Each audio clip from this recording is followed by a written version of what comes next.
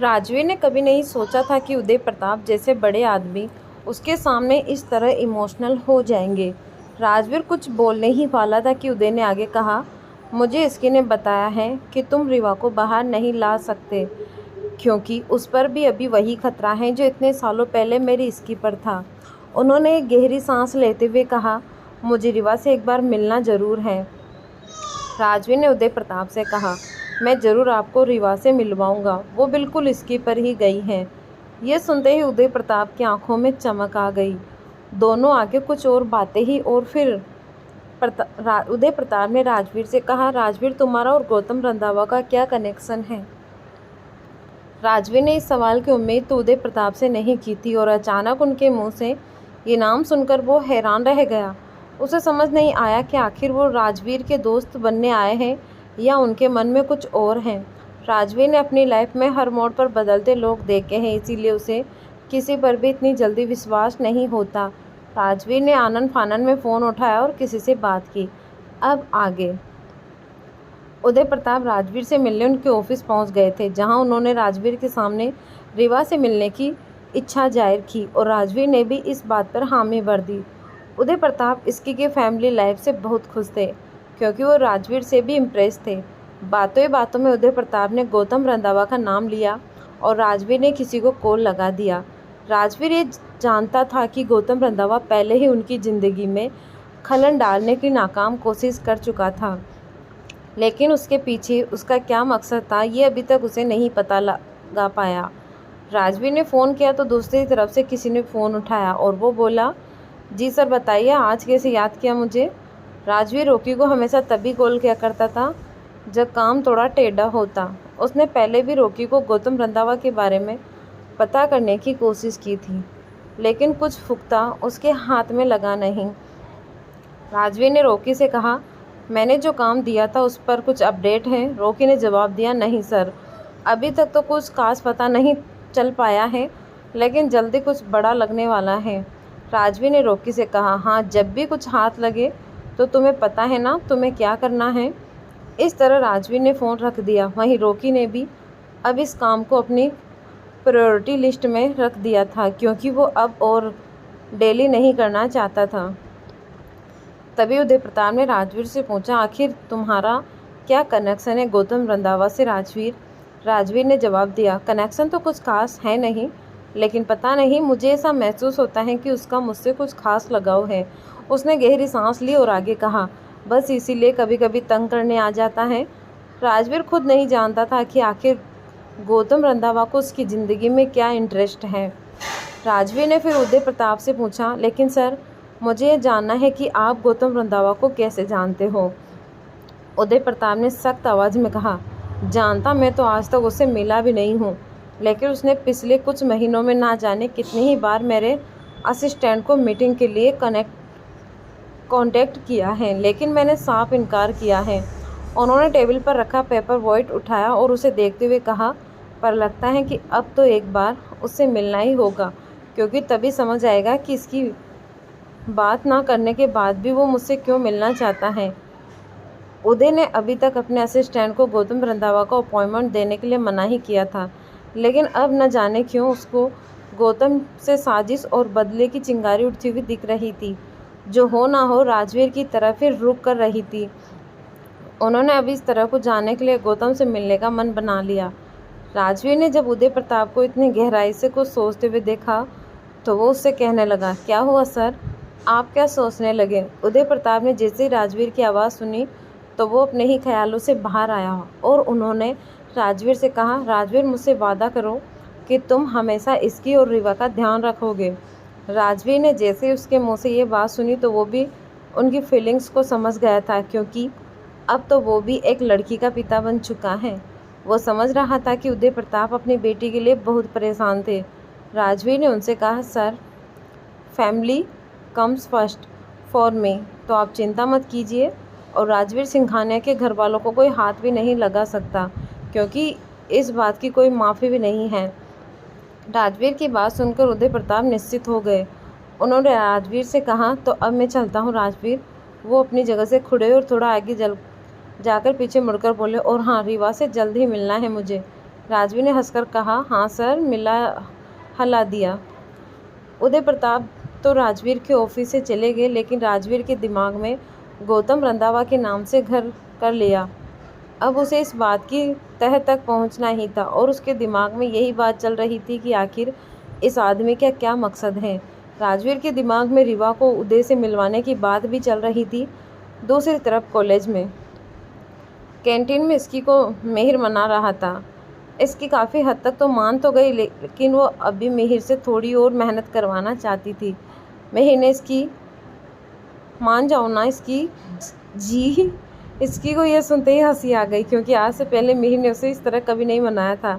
इसकी ने हंसी को कंट्रोल करते हुए कहा, मानने का भारी टैक्स लगेगा। पहले तो मुझे भूख लगी है, तो आज की ट्रीट तुम्हारी तरफ से, और दूसरी बात कि काम पर डिपेंड करेगा। मिहिर की अब सांस में सांस आई। वो इसकी से बोला, आप ऑर्डर तो कीजिए। उसने साइड की टेबल से मेनू उठाकर इसकी को दे दिया। इसकी अब मिहिर की बातों को अनसुना कर मेनू देखने लगी। मिहिर ने इसकी से कहा, बात ऐसी ना इसकी कि मुझे वो। इसकी ने मिहिर की बातों बीच में काटते हुए कहा, एक मैंगो स्मूथ और वाइट सैलिस पास्ता। मिहिर के मुंह बनाकर कहरात से खड़ा हुआ और ऑर्डर देने ही उठता रहा था कि जिस लड़की को वो पसंद करता था वो उसके सामने से निकली। मिहिर तो जैसे अपनी जगह पर ही फ्रीज हो गया।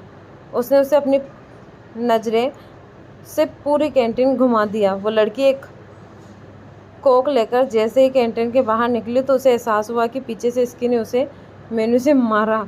इसकी ने हंसते हुए कहा, ओहो आई सी, तो इस बात के लिए मुझे सुबह से मनाया जा रहा है। मिहिर का तो जैसे दिन ही बन गया हो। वो इतना खुश था कि उसकी बत्ती सी चमक रही थी। इसकी ने मिहिर की मज़े लेते हुए कहा, इतना डर, इतना मत हंस, उसे लड़की को भी पता चल जाएगा कि हमारे घर पर अच्छा टूथपेस्ट आता है। ये बोलकर वो ज़ोर ज़ोर से हंसने लगी। मिहिर ने इसकी से कहा, प्लीज़ मेरी हेल्प कर दो। मैं चाहता हूँ कि पहले तुम उससे दोस्ती करो और फिर इसे मेरी भी दोस्त बना दो। इसके ने कहा, अरे तो तुम खुद बात करो ना उससे। और एक बात बता, मैं ही क्यों, मीसा को बोलो, वो भी हमारी हेल्प करेगी। मिहिर ने हाथ जोड़कर रिक्वेस्ट करते हुए कहा, मीसा उसका तो नाम ही मत लो, अच्छा होगा, क्योंकि अगर उसको बताया तो वो मेरी सेटिंग करवाना तो दूर, बनी बनाई बात बिगाड़ देगी। मिहिर सिर्फ इसकी से मदद चाहता रहा, इसीलिए उसने इसकी को ये सब बताया। ये सुनकर इसकी को हंसी आ गई और ठीक, उसने मिहिर से कहा, ठीक है, अगर ऐसी ही बात है कि मुझसे ही इस शुभ काम की स्टार्टिंग होगी तो मैं ज़रूर तुम्हारी हेल्प करूँगी, लेकिन इसके लिए टाइम पर रिश्वत लगेगी। मिहिर ने हंसते हुए कहा, ये हुई ना बात इसकी, अरे रिश्वत क्या चीज़ है, मैं तो हर चीज़ के लिए भी तैयार हूँ। मिहिर बहुत खुश हो गया था क्योंकि आखिरकार इसकी मान गई। उसके बाद उन दोनों वहीं कैंटीन में बैठकर आगे का प्लान बनाया और खूब खाया। वहीं मिसा उसका इंतज़ार क्लास में कर रही थी और जब वो इसकी को कॉल भी कर रही थी तो इसकी बस अभी आ रही हूँ बोलकर उसे टाल रही थी। मिसा जब कैंटीन की तरफ जाने लगी तो उसने देखा कि मिहिर और इसकी बेबे ब्लैक की तरह से आ रहे थे। मिसा कुछ पूछने ही वाली थी कि अगले ही लेक्चर का टाइम हुआ और वो दोनों क्लास में चली गई। मिसा क्लास में बैठे बैठे इसकी को अलग अलग लुक दे रही थी, लेकिन उसकी तरफ इसकी बिल्कुल भी नहीं देख रही थी। शाम को वो दोनों कॉलेज से घर जा रही होती हैं, तब भी मिसा कुछ चुप ही रहती हैं। वो दोनों जैसे ही घर पहुंचती हैं तो दादी रीवा और कोमल जी हॉल में बैठे थे। मिसा सीधा जाकर रीवा को अपनी गोद में उठा लेती हैं और इसकी अपना बैग साइड में रख सोफे पर ही ऐसे बैठ जाती है जैसे पूरे कॉलेज की साफ सफाई करके आई हो। तभी दादी इसकी से कहती हैं, क्या हुआ इसकी? इसकी ने थकी हुई आवाज़ में कहा, कुछ नहीं दादी, कॉलेज किसने बनाया है? दादी मुझे भी रीवा जैसी लाइफ चाहिए, ना कोई कॉलेज और ना ही कोई सुबह जल्दी उठना। ये सुनते ही सभी हंसने लगे। कोमल जी ने इसकी से कहा, अरे इसकी, लेकिन रीवा को जो चाहिए वो तो बोल नहीं सकती ना। इसकी ने कोमल जी से कहा, लेकिन आंटी आप इसे कोई कमी होने ही कहाँ देते हो। कोमल जी ने हंसते हुए कहा, क्योंकि हमारी रीवा है ही इतनी प्यारी। अभी तक मिसा कुछ नहीं बोल रही थी और फिर उसने रीवा को कोमल जी को दिया और खुद अपने कमरे में चली गई। कोमल जी ने इसकी से पूछा, मिसा को क्या हुआ? इसकी कोई लड़ाई हुई है क्या तुम दोनों की? तभी रूही वहाँ आई और उसने इसकी से कहा, इसकी तो जरा सी बात पर मुंह सुझाने की आदत है। इसकी ने रूही की ड्रेस देखकर कहा, वाह दी, आप कितने सुंदर लग रही हो। जीजू आपको ऐसे देखकर फ्लैट ही हो जाएंगे। इसकी की बात से रूही शर्मा गई। दादी ने इसके से कहा, इसकी अब जाओ और चेंज कर लो। इसकी ने हाँ में सिर हिलाया और सीधा मिसा के कमरे में चली गई। मिसा ने जैसे इसकी को देखा उसने कहा, क्या हुआ? अपने बेस्ट फ्रेंड मिहिर के पास ही जाओ तुम। मुझे सब पता है, तुम दोनों मिलकर कुछ तो खिचड़ी पका रहे हो और मुझे कुछ भी नहीं बता रहे हो। मिसा इस तरह बोली जैसे बहुत टाइम से शांत हुआ ज्वालामुखी अचानक फूटता है। इसकी को यूं तो उसका चेहरा और गुस्सा देकर हंसी आ रही थी, लेकिन उसने उसे कंट्रोल करते हुए कहा, अरे बाबा, कोई खिचड़ी नहीं पक रही तेरे खिलाफ, बल्कि मुबारक हो, तेरा भाई प्यार में पड़ गया है बालिके। मिसा को इसकी की बातों पर जैसे यकीन ही नहीं हुआ। उसने दोबारा पूछा, इसकी ये तू क्या कह रही है? इसकी ने मिसा से कहा, तुझे तो पता है ना कि मैं कभी झूठ नहीं बोलती हूँ, तो यही सच है जो मैं तुझे बता रही हूँ। और हाँ, जब मैं कोई नॉर्मल एडवाइज़र नहीं दूँ बल्कि लव गुरु बन गई हूँ, तो कभी भी कुछ प्रॉब्लम हो तो बिना किसी डर के मुझे बताना। मिसा हंसते हुए बोली, धन्य हो आप लव गुरु, लेकिन अब मुझे पूरी बात बता। इसकी बेड पर एक तकिया लेकर बैठ गई और उसे मिसा को पूरी डिटेल में एक एक बात बताई। तभी उसने अपने कमरे के बाहर रिवा के रोने की आवाज़ सुनाई दी।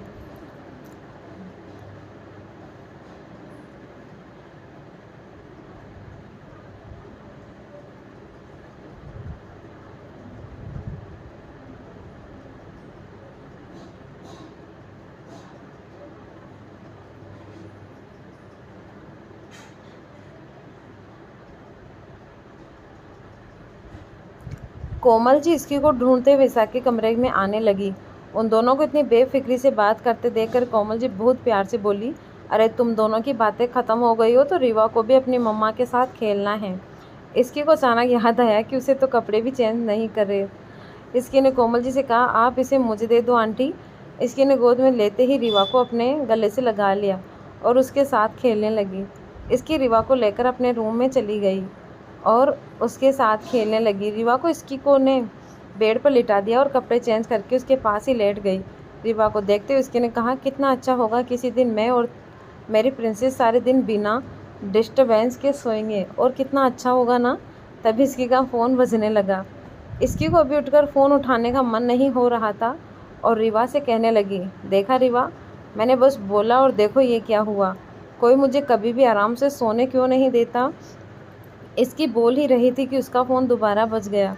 इसकी ने बहुत हिम्मत करके खुद उठाया और फ़ोन देखा तो स्क्रीन पर राजवीर का नाम आ रहा था। इसकी ने फ़ोन उठाकर कहा, हेलो।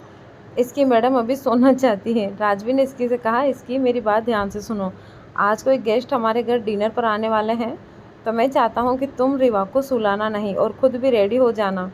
इसकी ने आगे पूछा, लेकिन कौन आ रहे हैं? राजवीर को मीटिंग के लिए लेट हो रहा था, इसीलिए उसने इसकी से कहा, इसकी आई एम गेटिंग लेट, मैं घर आकर मिलता हूँ तुमसे। राजवीर के फ़ोन रखने के बाद इसकी सोचने लगे कि आखिर कौन ऐसा गेस्ट है जो घर आ रहे हैं, और वो भी उससे और रिवा से मिलने के लिए।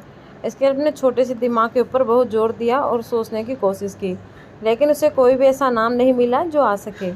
सब सोचने के बाद इसके ने खुद से ही कहा, पता नहीं कौन आ रहे हैं। इसके लिए राजवीर ने रिवा तक को सुलाने से मना कर दिया है। इसके को बहुत नींद आ रही थी, लेकिन राजवीर के कहे अनुसार उसने नहीं सोना था, तो खुद को नींद से बचाने के लिए उसने कॉफ़ी पीने का सोचा। इसके ने फ़ोन से किसी को अपने रूम में कॉफ़ी लाने के लिए कहा और फिर खुद टीवी ऑन करके सोफे पर बैठकर उसे देखने लगी। इसकी का फ्री टाइम में मूवी देखना फॉर फेवरेट काम था। वो बिना थके ही कंटिन्यू मूवी देख सकती थी। टीवी पे इसकी को कुछ भी अच्छा या यूँ कहे कि उसकी पसंद का नहीं मिल रहा था, जिस वजह से वो सिर्फ चैनल पर ऊपर नीचे कर रही थी। जब इसकी को कुछ भी अपने पसंद का नहीं मिला तो वो फिर स्टार्ट होकर बोली, सभी चैनल पे एक साथ ही ऐड आना है और जिस पर ऐड नहीं है उस पर बेकार सी मूवी आ रही है। इसकी टीवी बंद कर रिमोट को वहीं रखकर बोली, अब टाइम पास के लिए क्या किया जाए। इसकी को अपने नीड को अवॉइड करने के लिए बहुत सी चीज़ें करती थी, जैसे कभी नॉवल लेकर पढ़ने लगती तो कभी म्यूजिक सुनने लगती, लेकिन वो बहुत जल्दी सबसे बोर हो गई। जो इसकी ने मिसा के रूम में जाने का सोचा, उसने रिवा को गोद में लिया और उससे कहा, चलो प्रिंसेस, चलकर तुम्हारी बुआ को तंग करते हैं। ये बोल इसकी रिवा के साथ मिसा के रूम में गई। इसकी जब मिसा के रूम में आई तब उसने देखा कि मिसा रेहान से फ़ोन पे बात करने में बिजी थी। ये देखकर इसकी बोली, क्या बात है, मुझे तो लगा था कि तुम इतनी जल्दी रेहान से बात नहीं करने वाली हो। इसकी की आवाज़ सुनकर मिसा ने उसे पलटकर देखा और फिर रेहान का कॉल कट करके इसकी से बोली, अब लड़ाई तो ऐसे ही होती रहती है, उसे लेकर कब तक हम ऐसे ही गुस्से में बैठे रहें। मिसा ने कहा। फिर उसे इसकी की गोद में रीवा को देखकर और खुशी से रीवा को लेकर बोली, रीवा तो आज जाग रही है और बुआ से मिलने आई है। रीवा इसकी की गोद में अपनी शांति से चारों तरफ देख रही थी और जैसे ही मिसा की आवाज़ उसे आई वो अपनी छोटी आंखें टिमटिमाते उसे देखने लगी, जैसे उसकी बात को समझने की कोशिश कर रही हो। इसकी रीवा को देखकर बोली, रीवा जाग रही है क्योंकि इसके डैड ने कहा है। इसकी की बात सुनकर मिसा कंफ्यूज एक्सप्रेशन के साथ कहा, क्या मतलब, भाई ने कहा। मिसा के सवाल का जवाब देते हुए इसकी ने कहा, अरे आज राजवीर ने गेस्ट को बुलाया है लेकिन पता नहीं कौन है, बस मुझे कॉल करके कहा है कि रीवा को नहीं सुलाना और खुद भी मत सो जाना। मिसा की पूरी बात सुनकर हंसते हुए बोली, ये तो तेरे पे अत्याचार हुआ, आज पूरे तुझे अपनी प्यारी नींद कुर्बान करनी पड़ी। मिसा अच्छे से जानती थी कि इसकी को अपने नींद पे कितना प्यार था, वो कैसे भी सिचुएशन में सोना नहीं छोड़ती थी, लेकिन राजवीर जब से उसकी लाइफ में आया है इसकी की नींद का सबसे बड़ा दुश्मन वही बन गया है। सुबह हो या शाम को वो ज़्यादा उसे सोने नहीं देता था, जिससे इसकी परेशान रहा करती थी। इसकी ने मिसा की बात को सुनकर कहा, चुप कर तुम, मैं बोर हो रही थी इसीलिए आई हूँ। इसकी मिसा के बेड पर बैठ गई और रीवा को भी वहीं आराम से लिटा दिया। उसके बाद इसकी और मिसा अपनी अपनी बातों में करने लगे और बीच बीच में वो रीवा के साथ भी खेल रहे थे, जिससे रीवा रोने न लगे। वहीं दूसरी तरफ उदय रेडी हो चुके थे। उन्होंने कैजुअल कपड़े पहने हुए थे, डेनिम जीन्स और ब्लैक कलर की शर्ट, जिससे वो हमेशा की तरह बहुत हैंडसम लग रहे थे। उदय आज बहुत खुश थे क्योंकि आज वो बेटी के साथ साथ रीवा से भी मिलने वाला था।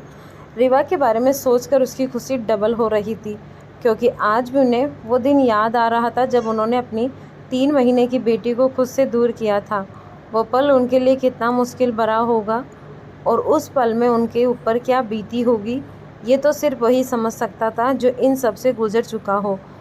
और जो भी ऐसे समय से गुजर होगा वो हर पल यही दुआ करेगा कि ऐसी किस्मत किसी की ज़िंदगी में ना आए। अपने बच्चे जो एक माँ बाप के दिल का टुकड़ा समान होते हैं उसे खुद से दूर करना पड़े, और वो भी 3 महीने में। उदय खुद से आज वो अपनी बेटी की परछाई से मिलने जा रहे थे। वो रेडी होकर हॉल में आए और इससे पहले वो बाहर की तरफ जा पाते कार्तिक ने उन्हें रोककर कहा, चाचू आप रात को कहाँ जा रहे हो। कार्तिक की बात सुनकर उदय पीछे पलटकर उसे देखते हैं, जो अभी एक लोअर और टी शर्ट में था। उसे देखते हुए उदय बोले, क्यों, मैं घर से बाहर नहीं जा सकता हूँ। उदय की बात सुनकर कार्तिक उनके पास आया और फिर बोला, जा सकते हो, लेकिन मैं तो इसलिए पूछ रहा हूँ क्योंकि मुझे आपकी फ़िक्र होती है। जब आप इतने टाइम के बाद इंडिया आए हो तो अब बहुत कुछ इंडिया में बदल चुका है। ये कहकर कार्तिक थोड़ी देर के लिए रुका और उदय के एक्सप्रेशन को देखने लगा, और वहीं उदय एक ब्लैंक फेंक के साथ उसे देख रहा था। कार्तिक ये देखकर अपनी बात को आगे बढ़ाते हुए बोला, I mean to say that अब इंडिया में बहुत कुछ किया है क्योंकि टाइम चेंज हो गया।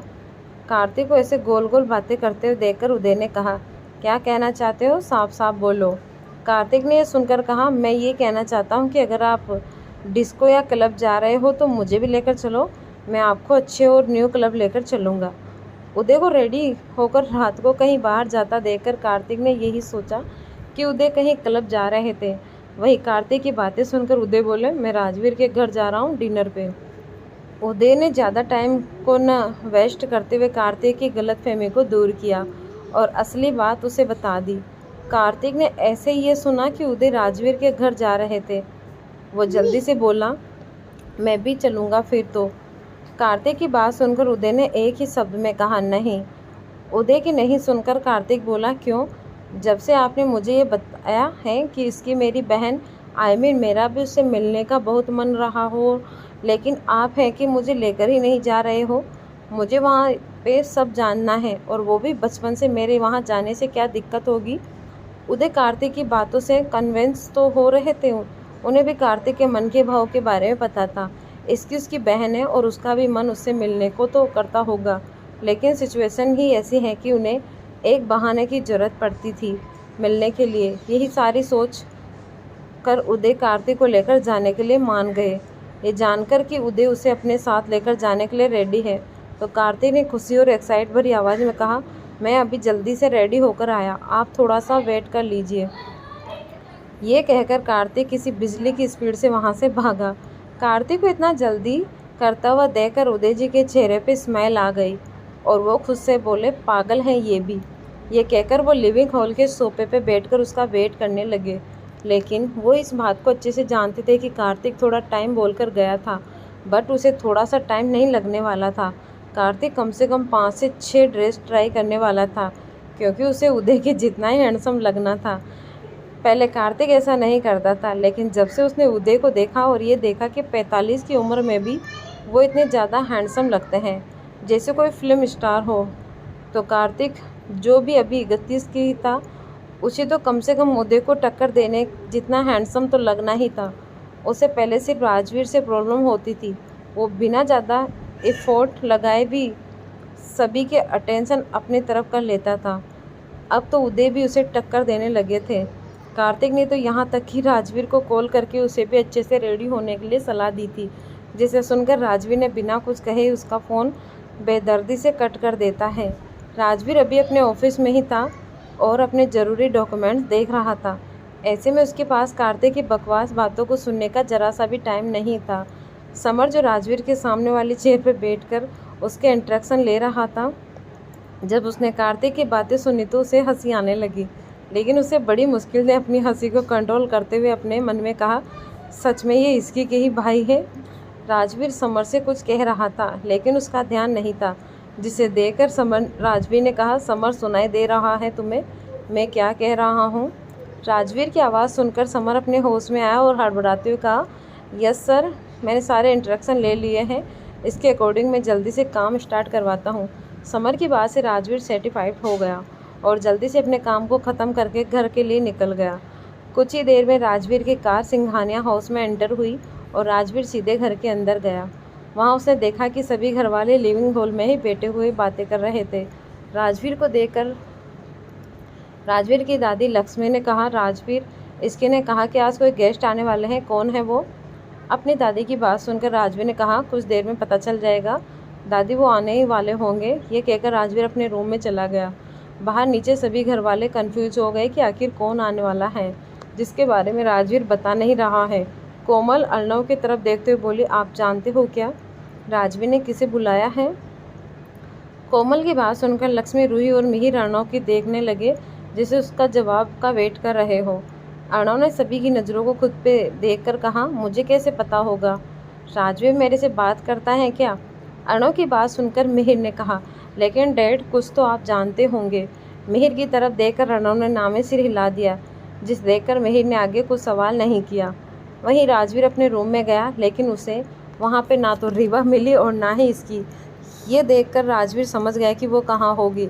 अक्सर इसकी जब बोर होती है तब वो अकेले होती, तब वो मिसा के रूम में होती, जिस वजह से राजवीर के लिए ज़्यादा मुश्किल नहीं होती। ये समझने के लिए राजवीर ने अपना फ़ोन लिया और फिर इसकी को कॉल करके बोला, मैं रूम में हूँ। फ़ोन के दूसरी तरफ इसकी ने राजवीर की बात का जवाब देते हुए कहा, ठीक है, मैं आ रही हूँ। इसकी ने ये कहकर फ़ोन रख दिया और मिसा की तरफ देखकर बोली, राजवीर आ गए हैं, मैं चली। इसकी की बात तो सुनकर मिसा ने रीवा को अपने गोद में लेते हुए कहा, तुझे जाना है तू जा, मैं रीवा को नहीं दूंगी। जब तू बोर हो रही थी तो मेरे रूम में आ गई, और जब अब भाई आ गए तो मुझे छोड़कर जा रही है, और रीवा को भी लेकर। इतना कहकर मिसा ने टाइट से रीवा को पकड़ा और बेड से उतरकर बोली, तुझे अब जाना है तो जा, लेकिन मुझे रीवा के साथ और खेलना है, और वैसे भी मुझे इसके साथ टाइम भी मिलता है स्पेंड करने के लिए, ये तो गलत बात है ना? मिसा की सारी बातों को सुनकर इसकी को हंसी आई, लेकिन इन सब में उसकी क्या गलती? पूरे दिन दोनों कॉलेज में रहते और घर आने के बाद वो खुद का होश नहीं रहता, तो रीवा के साथ क्या ही टाइम स्पेंड करते। मिसा की बातों को सुनकर इसकी बेड पे खड़ी हुई और बोली, ठीक है, नहीं लेकर जा रही हूँ मैं, तू खेल जितना खेलना है। इसकी ने ये कहा और ख़ुद रूम से चली गई। इसके अपने रूम में जाकर देखी कि राजवीर फ्रेश हो चुका था और इस वक्त नॉर्मल कैजुअल लोअर और टी शर्ट में था। ये देख इसकी राजवीर के पास आकर बोली, घर में गेस्ट आने वाले हैं और आपने इतने नॉर्मल कपड़े पहने हैं। इसकी की बात सुनकर राजवीर ने उसे देखते हुए कहा, मैं थोड़ी देर में चेंज कर लूँगा। इसकी को ये कहने के बाद राजवीर ने अपने मन में कहा, दोनों बहन भाई एक जैसे ही हैं, दोनों में मेरे कपड़ों से ही दिक्कत है। राजवीर ने अपने मन में कहा ही ताकि तभी उसका डोर नॉक हुआ। राजवीर डोर के पास गया तो वहाँ से सर्वेंट खड़ी थी और राजवीर को देखकर बोली, सर गेस्ट आ गए हैं, टू बी कंटिन्यू।